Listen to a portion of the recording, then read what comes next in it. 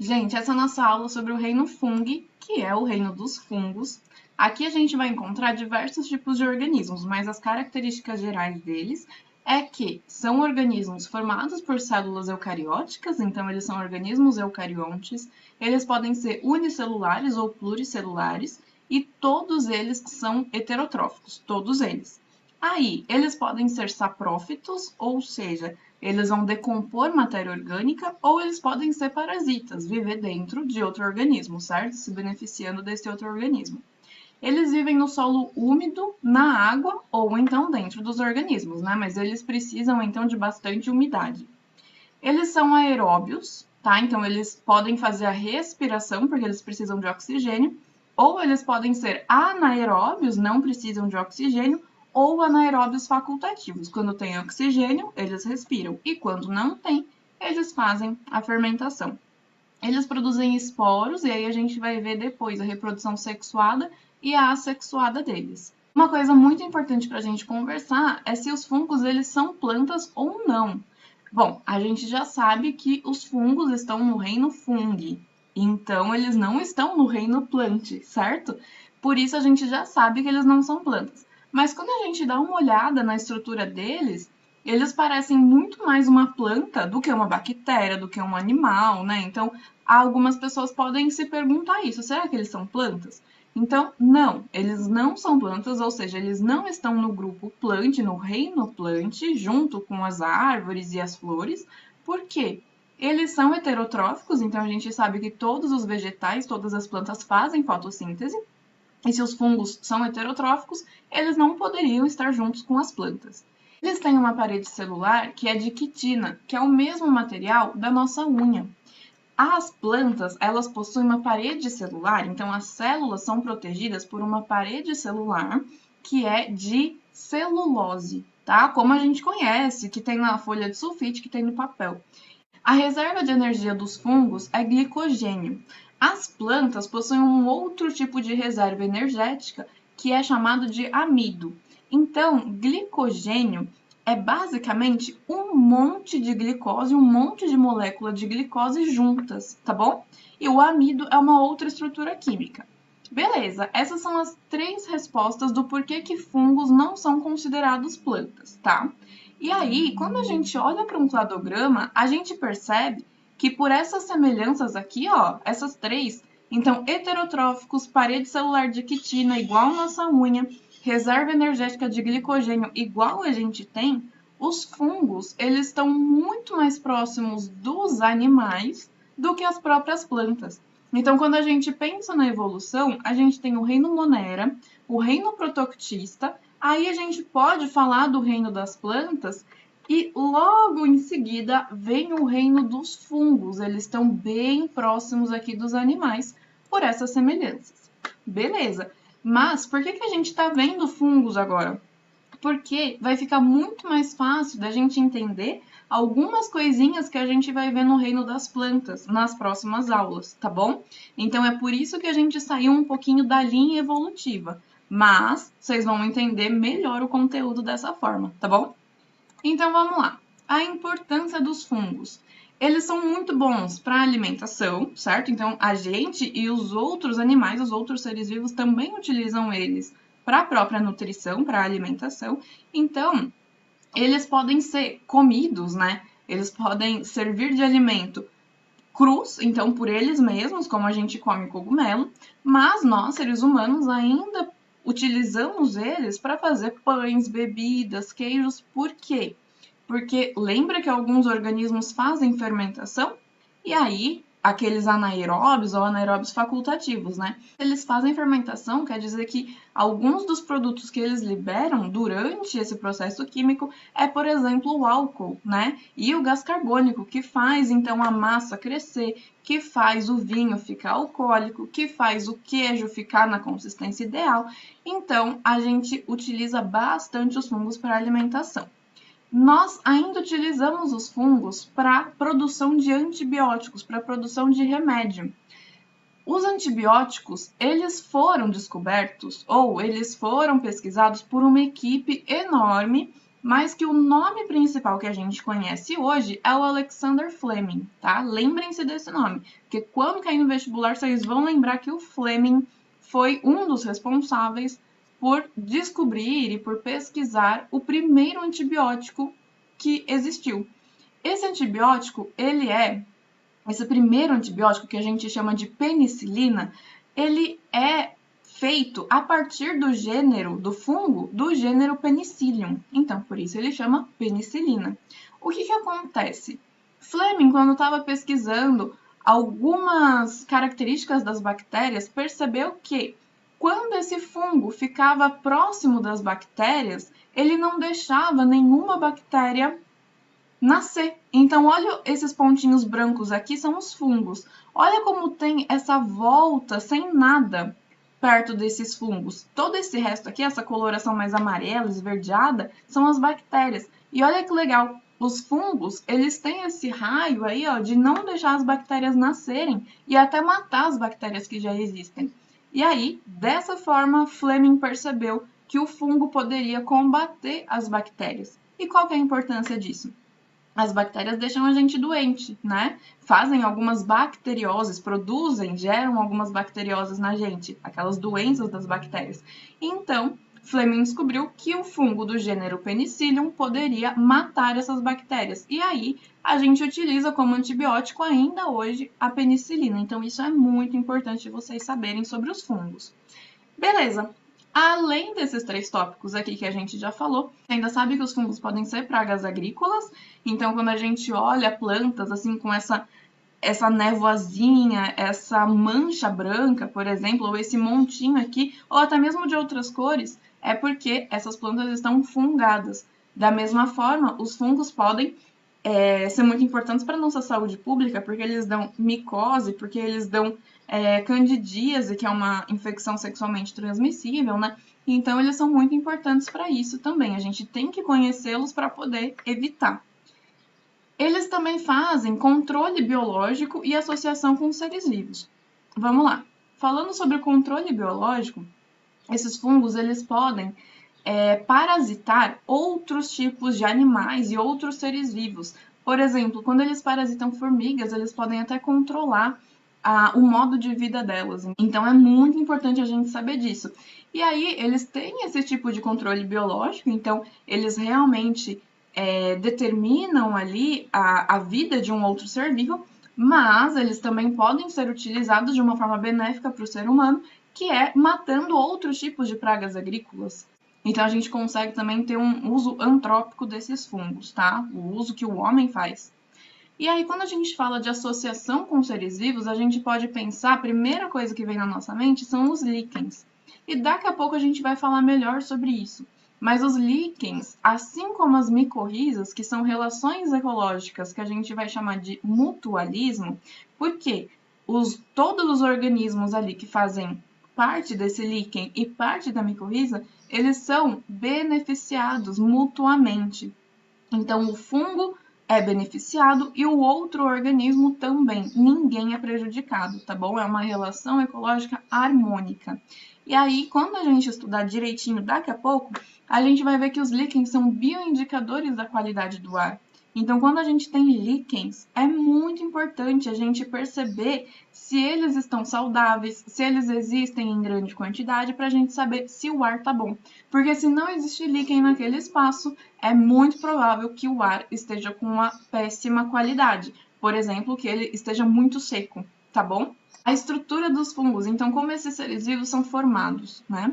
A gente tem que saber que eles têm 2 estruturas principais, as hifas e o micélio. Basicamente, os fungos são formados por hifas, tá? As hifas são esses conjuntos de célula aqui, ó, que são mais alongadas.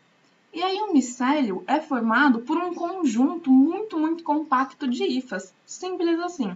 Então, as hifas que ficam dentro do substrato, certo? Que ficam na terra, que ficam no pão, na laranja que está estragando ali, aquelas hifas podem ser chamadas, o conjunto delas, de micélio vegetativo. Já vamos entender isso. E aí, as hifas que fazem essa parte que a gente vê a olho nu, que a gente vê realmente com formato de cogumelo, a gente vai chamar de micélio reprodutivo. Então, basicamente, as hifas formam todo o corpo do fungo. A diferença é que o conjunto de hifas a gente dá o nome de micélio, beleza? Ok. Uma coisinha que tem que saber sobre as hifas é que elas podem ser septadas, ou seja, as células podem ser bem definidas. Tá vendo que elas têm essas definições aqui? Isso daqui é uma célula, isso daqui é outra célula, esse é outra célula. Então, elas são septadas, elas são divididas. Agora, existe um outro tipo de hifa que é cenocítica, ou seja, não existe esses septos, não existe essas divisões de células, tá bom? Parece que tudo é uma coisa só. E isso é muito importante quando a gente for diferenciar os fungos. Então, quando a gente for dar uma olhada, quando a gente estudar os filos dos fungos, tá bom? A gente vai ver esses termos lá, então só lembra disso. As hifas septadas, elas têm septos, elas têm divisões. E as cenocíticas, elas já são mais homogêneas, parece que elas são uma coisa só, elas não têm divisões, tá bom? Beleza. Nutrição dos fungos. Por que que a gente está voltando a falar disso? Porque eu não falei para vocês aqui, ó, que esse micélio aqui é chamado de vegetativo? Então, lembra o que é vegetativo? Um é vegetativo, o outro é reprodutivo. O vegetativo vai comandar ou vai ser o responsável pelas funções básicas do ser vivo. Então, alimentação, nutrição, respiração, fermentação, isso daqui é o micélio vegetativo que faz. E aí, eu quis fazer esse parênteses, falar para vocês sobre a nutrição dos fungos, justamente porque agora a gente está focando no micélio, né? Então, tinha falado para vocês que todos os fungos são heterotróficos, mas eles podem ser saprófitos, certo? Porque eles vão decompor matéria orgânica, ou eles podem ser parasitas. Então, exemplos de fungos saprófitos são aqueles que vão embolorar o nosso alimento. E os fungos parasitas, aqueles que parasitam outros animais. Perfeito. O que vocês têm que saber, que é muito importante sobre os fungos, é que a digestão deles é feita fora da célula, de forma, então, extracelular, ou a gente pode até chamar de extracorpórea, porque a digestão dos fungos, do alimento dos fungos, é feita no meio ambiente e não dentro deles. Beleza, vamos ver o seguinte então. Lembra que isso daqui é um micélio reprodutivo e isso daqui que parece uma raiz, mas não é raiz, hein? Porque é chamado de micélio vegetativo. Lembra que a gente acabou de falar disso? Beleza, importância. O micélio vegetativo é quem faz a digestão extracorpórea. E aí, as hifas que formam esse micélio vão jogar enzimas digestivas para o meio ambiente. Tá? Então, essas enzimas vão começar a destruir, a decompor o alimento, a matéria orgânica que está ali no ambiente, para depois o fungo absorver apenas os nutrientes. Absorver, então, apenas o açúcar, a glicose, absorver apenas os aminoácidos. Então, ele simplesmente vai absorver aquilo que já está digerido. Isso é muito importante vocês lembrarem, é uma característica muito importante dos fungos. Eles são heterotróficos, certo? E eles fazem digestão extracelular, porque o micélio vegetativo deles joga enzimas digestivas no meio ambiente. Por exemplo, no nosso morango que está ali na fruteira. O fungo, quando se adere ao morango, por exemplo, vai começar a espalhar suas hifas vegetativas, ou seja, o micélio vegetativo. Essas hifas vão jogar enzimas digestivas ali naquele ambiente, no morango, certo? Digerir aquele morango, por isso que a gente vê aquela aguinha saindo, por isso que a gente vê ele ficando podre, porque ele está sendo digerido pelos fungos. E depois, quando acabar essa digestão, quando aquela parte do alimento estiver digerido, os fungos vão absorver os nutrientes. Muito importante. Beleza, e aí falando então sobre o micélio vegetativo, a gente vê nutrição. E falando sobre o micélio reprodutivo, a gente vê como os fungos se reproduzem, né? Então, a gente tem esse micélio aqui, chamado de reprodutivo, mas que a gente também pode chamar de corpo de frutificação. Por quê? Porque ele vai dar frutos, né? Ele vai dar um novo ser vivo. E aí a gente chama de corpo de frutificação. A gente ainda pode ter alguns nomes específicos, como chapéu, que é o formato do cogumelo mesmo que a gente conhece, as lamelas, que são as partezinhas internas do chapéu, e o talo, tá bom? Que é essa parte aqui mais esticada, essa parte que a gente conhece que dá a altura do fungo. Beleza, sobre o micélio reprodutivo, é muito importante a gente saber que aqui nas lamelas, nessa parte interior do chapéu, existem estruturas reprodutivas. E aí a gente vai ver todas essas estruturas quando a gente estiver estudando todos os filos dos fungos, tá bom? Só para vocês saberem, então, o micélio reprodutivo tem essas lamelas aqui que têm estruturas reprodutivas. Perfeito. Principais grupos dos fungos: Chytridiomycetus, Zygomycetus, Ascomycetus e Basidiomycetus.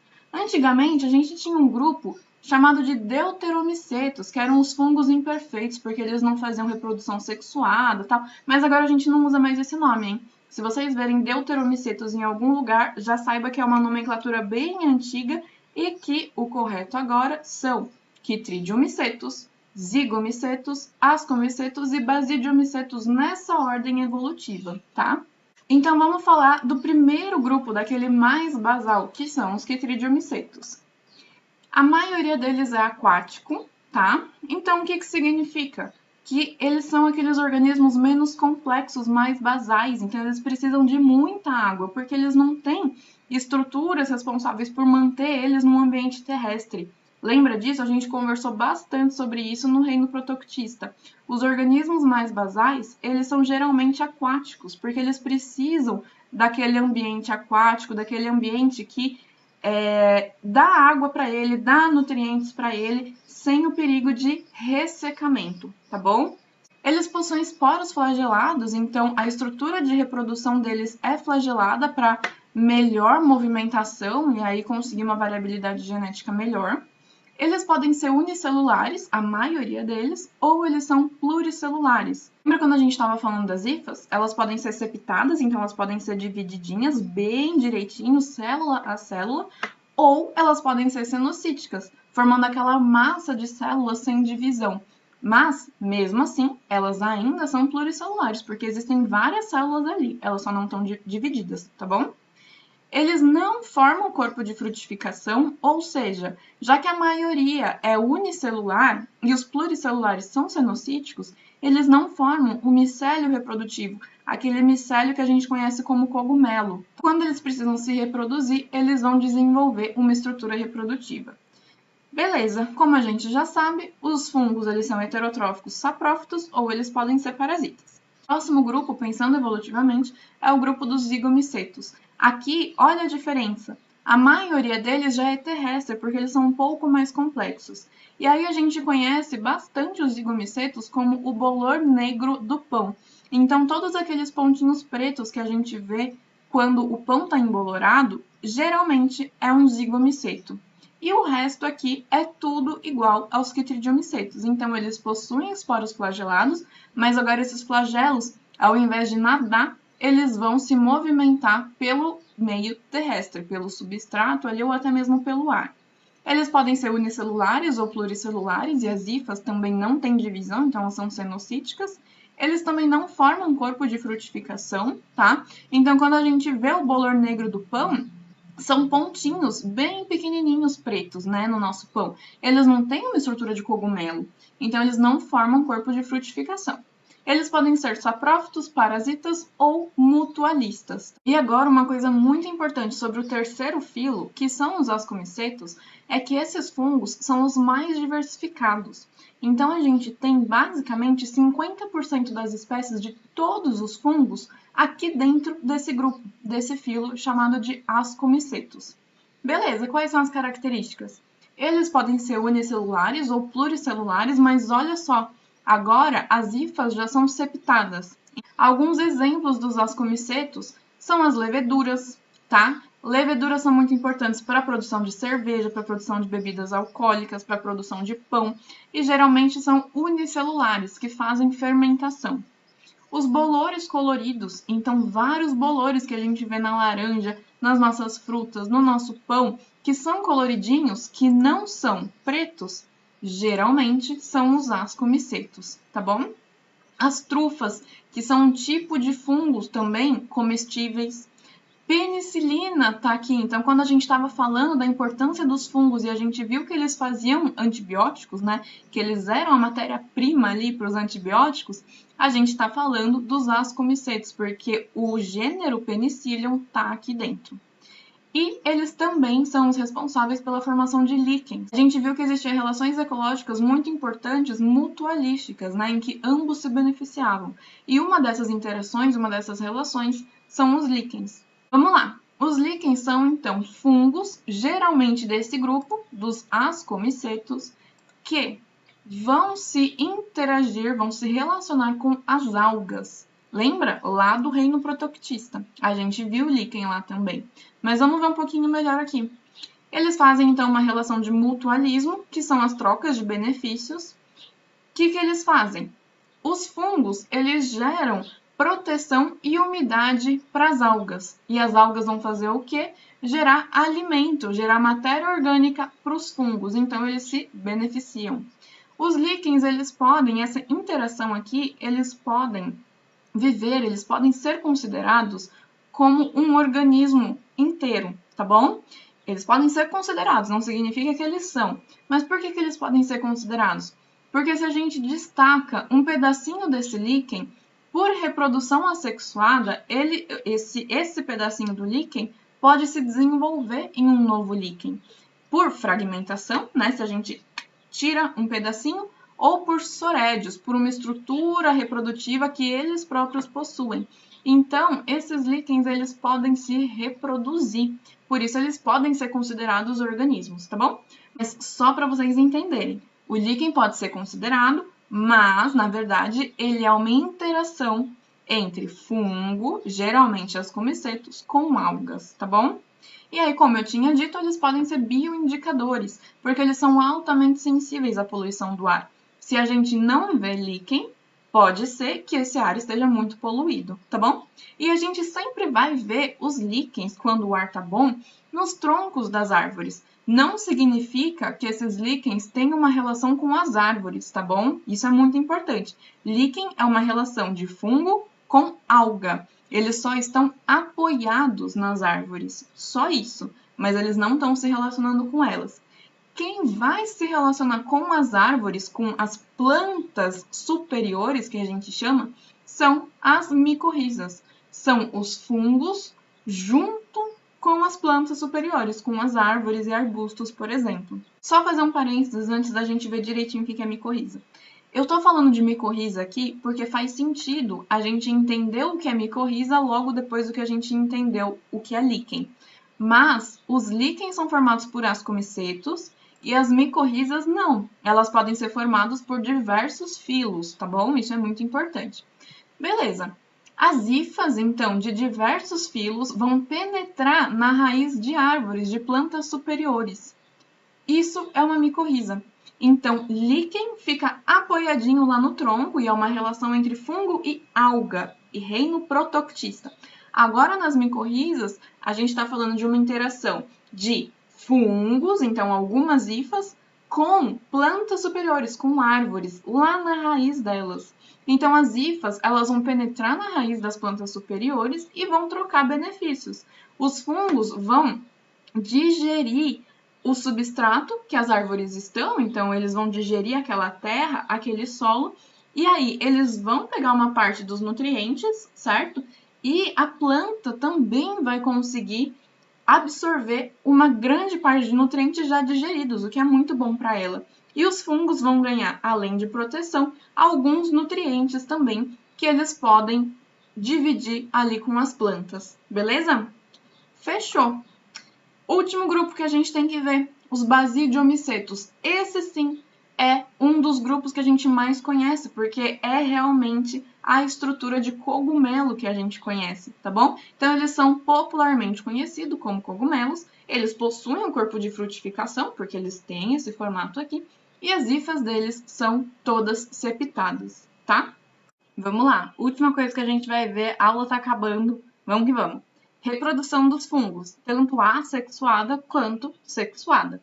A reprodução assexuada, que é aquela que não tem troca de material genético, que só produz clones, pode ser por brotamento, fragmentação ou esporulação. O brotamento geralmente vai acontecer nas células unicelulares. Nos fungos, então, unicelulares, por exemplo, em leveduras, tá bom? Brotamento também pode ser chamado de gemulação e, basicamente, o que vai acontecer é que a célula vai começar a desenvolver um pequeno broto. Esse broto, ele pode ou não se destacar dessa célula, tá bom? Mas toda essa estrutura aqui, tudo isso é clone, não existe troca de material genético. Fragmentação a gente já conhece muito bem. Geralmente acontece em organismos pluricelulares, né, com mais de uma célula, e aí simplesmente o que vai acontecer é que um fragmento, um pedacinho, vai cair, vai ser dispersado, né, ele vai para outro lugar longe do organismo que originou ele e vai se desenvolver em um outro organismo clone. Perfeito, é o que a gente está vendo aqui. E por esporulação, basicamente algumas células vão se diferenciar, formar esporos, e esses esporos também serão dispersados no meio ambiente, por exemplo, na água, no terrestre úmido, né, já que a gente está falando de fungos, e aí esses esporos, então essas células modificadas, vão cair e se desenvolver num novo indivíduo clonado. Perfeito. Agora, para a gente falar de reprodução sexuada, a gente vai falar bastante, o que é muito importante nos fungos é que existe uma meiose zigótica. E para a gente saber o que é isso, a gente tem que relembrar o que é mitose e o que é meiose, né? Então, de forma bem rápida aqui, a mitose, ela vai simplesmente fazer clones de células. Então, é quando a célula se divide e assim, dessa forma, se multiplica, certo? De uma célula, a gente tem todos os passos da mitose e a gente forma, então, duas células clones iguais, como a gente pode ver nesse desenho.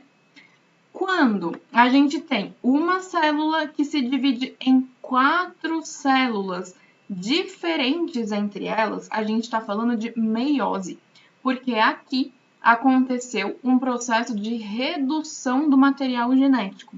Então, de uma célula original, alguns processos aconteceram e agora a gente tem metade do material genético em cada uma das 4 novas células. Beleza. A gente precisa, então, dessa forma, entender o que é haploide e o que é diploide. Uma célula que é haploide, ela é originada da meiose. Então, aqui a gente está falando de 4 células haploides. Quando a gente está falando de uma célula diploide, quer dizer que ela tem o material genético completo, a carga do material genético completa. A gente vai chamar de célula somática, porque aqui, dentro dessa célula, existem todos os cromossomos que formam aquele material genético. Quando a gente está falando de célula reprodutiva, a gente está falando de uma célula que passou pela meiose e, por isso, ela teve a redução na metade da sua carga genética, do número de cromossomos. Então, a gente fala que é uma célula 1N, ou seja, com meia carga genética. Ela é, portanto, haploide, tá bom? Sabendo disso, a gente pode, então, relembrar o que é meiose gamética e o que é meiose zigótica. A meiose gamética basicamente vai acontecer quando um organismo adulto, certo? Que tem ali suas células somáticas, ou seja, suas células diploides, ele vai formar gametas, ou seja, células haploides, por meio da meiose. Então, meiose gamética, meiose que forma gametas. Agora, o que é uma meiose zigótica? Nesse caso, o organismo adulto, ele já é haploide. Então, um organismo com metade da carga genética vai produzir gametas por mitoses, concorda? Porque agora a gente não precisa mais fazer meiose, ele já tem metade da carga genética. Então, ele produz gametas por mitose, esses gametas vão se encontrar, eles vão fecundar, formando um organismo 2N, diploide, porque agora meia carga genética mais meia carga genética deu uma carga genética completa, um organismo 2N. O que vai acontecer? Agora, na meiose zigótica, o zigoto vai sofrer meiose, vai sofrer o processo de redução da carga genética. Por isso, a meiose zigótica acontece aqui no zigoto. E aí, dessa forma, são formados 4 novos indivíduos, beleza? E é isso daqui, exatamente isso que acontece nos fungos. Vamos lá, o grupo dos zigomicetos tem uma reprodução bem mais simples quando comparamos as outras. Então, o que vai acontecer? A gente tem um esporângio, que é o local de produção de esporos, né? Já que a gente está falando de uma meiose zigótica, esse indivíduo aqui, ele já é haploide. E aí, no esporângio, vão ser formados esporos haploides. Beleza. O que vai acontecer? Os gametângios de sexos diferentes, ou seja, um fungo vai se encontrar com outro de sexo diferente, ou nos fungos a gente pode chamar de fungo positivo e fungo negativo. Os gametângios, eles vão se encontrar, vai acontecer a fecundação aqui, e aí forma-se um indivíduo 2N, um indivíduo diploide. Depois, esse indivíduo, ele vai passar por meiose, e aí a carga genética vai ser reduzida. Esses novos esporos, então, serão soltos no meio ambiente, formando novos indivíduos. Zigomicetos é isso daqui que vocês têm que saber. Agora, nos ascomicetos, a gente tem uma reprodução um pouco mais complexa. Vamos lá. Aqui a gente tem um fungo adulto. As hifas, elas são dicarióticas. Já vamos entender por quê. Calma. Essas hifas, elas têm, então, já que elas são dicarióticas, elas possuem 2 núcleos. Na época de reprodução, esses 2 núcleos simplesmente vão se fundir, formando um zigoto 2N. Então, quando esses núcleos estão separados, a célula continua sendo haploide. Ela tem 2 núcleos, mas são 2 núcleos haploides. Quando, na época de reprodução, eles se fundem, o zigoto agora é chamado de diploide, porque foi haploide mais haploide. O que vai acontecer? Esse zigoto vai ter uma meiose aqui zigótica, vai formar 4 núcleos haploides, e aí esses núcleos vão se transformar no que a gente chama de ascóporos, que são os esporos dos ascomicetos.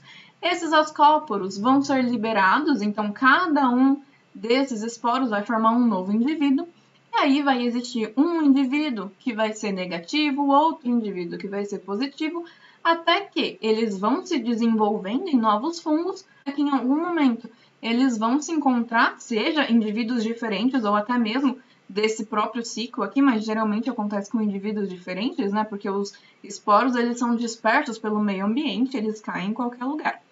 E aí, um micélio positivo vai se encontrar com um negativo, eles vão se fundir. Células desses micélios diferentes se fundem e por isso elas são agora dicarióticas, porque quando as células se fundem, um núcleo de uma célula positiva se encontrou com um núcleo de uma célula negativa. E aí só lá na parte, lá na fase de reprodução, eles vão se fundir e voltar a ter esse ciclo. Por fim, basidiomicetos. O que vai acontecer aqui? A gente também tem um fungo que é haploide. Quando, na época de reprodução, as células dicarióticas vão se fundir, formar zigotos 2N, vai acontecer a meiose zigótica e agora, ao invés de liberarem ascóporos, eles vão liberar basidiósporos, porque são os esporos dos basidiomicetos. Mesma coisa vai acontecer. Eles vão ser liberados. Uma hifa haploide, certo? Uma hifa haploide vai se encontrar com outra, então positivo com negativo. As células vão se fundir e aí cresce, então, um novo indivíduo que é haploide, só que todas as suas células são dicarióticas. E aí, lá nas lamelas, lá no corpo de frutificação, na época de reprodução, os núcleos eles se fundem, formando o zigoto, e a gente fecha o ciclo também. Então, muito importante isso daqui, quando a gente pensar em fungo, a gente tem que pensar que nos ascomicetos e nos basidiomicetos, as células que compõem todo o corpinho do fungo é dicariótica, porque aconteceu fusão de micélios haploides, ou fusão de hifas haploides, beleza? Gente, o vídeo foi um pouco longo, mas bom descanso para vocês. Qualquer dúvida é só chamar.